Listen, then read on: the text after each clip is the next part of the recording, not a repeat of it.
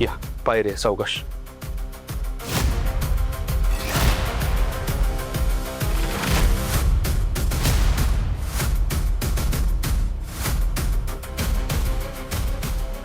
चला. सत्य थांब. कुठं गेला होता तुम्ही दोघ? ते बी नाही विचारता. बघितलं ना केवढी रात झाली ती.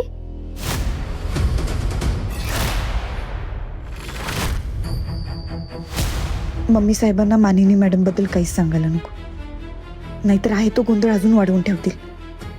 तात्यासाहेबांना जाऊन बोलतील आणि तात्यासाहेब मानिनी मॅडमच्या जीवावर उठतील.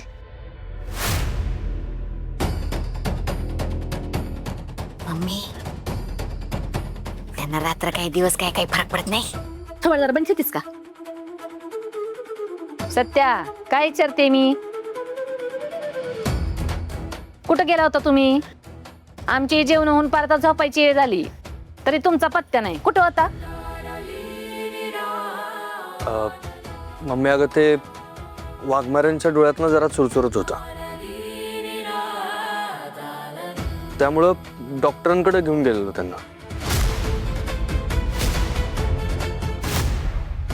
पण मग डॉक्टरांनी ते ड्रॉप्स दिले होते ना डोळ्यात टाकायचे, ते टाकायचे ना. बरोबर की नाही मम्मी? हा बरोबर बोलते सपनी. तसं करायचं ना. अगं झालं ते बी करून, पण त्याच्यानं काही फरक पडला नाही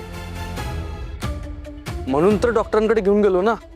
नाहीतर कशाला अशा अवस्थेत वाघमाऱ्यांना पावसा पाण्याचं बाहेर घेऊन जाईन.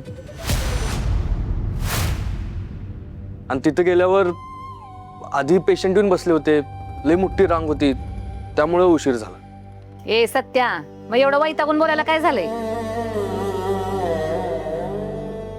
तू नक्की डॉक्टरकडेच गेला होतास ना का दुसरीकडे कुठे गेला होतास?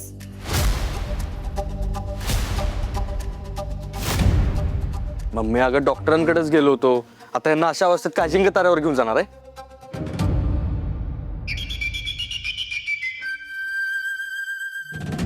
हा बरोबरच आहे तुझं. ही हुबलक सपनी सारखं मला म्हणत होती का मम्मी विचारा म्हणून विचारलं बघ मी तुला. ए सपने, मिळालं का उत्तर तुला? कळलं ना? झालं सपना वहिनी, कळलं तुम्हाला? तुमची चौकशी करून झाली असेल तर जाऊ का मी? जा जा. आम्ही कुठं अडवलंय? हाय का नुसती विचाराची बी पंचायत आहे बाई माणसाला. चला वाघमारे. हा सावकाश धडकशील कुठं तरी खांबाई मध्ये. सावकाश. मम्मी सत्याभाऊजी आता किती बी चिडून बोलले का नाही तरी बी काहीतरी लपवतायत बघा. 100% काहीतरी गडबड आहे. ए हुबलक सपने, तिथं मला बी ठाव आहे, पण नक्की काय गडबड आहे का नाही ती कळणं झालंय बघ. का गेलं असतं एवढ्या बाहेर होते?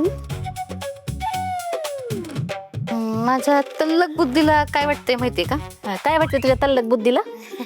नाही म्हणजे डॉक्टरकडेच गेले असतील पण डोळ्यांच्या डॉक्टरकडे गेले नसतील बघा.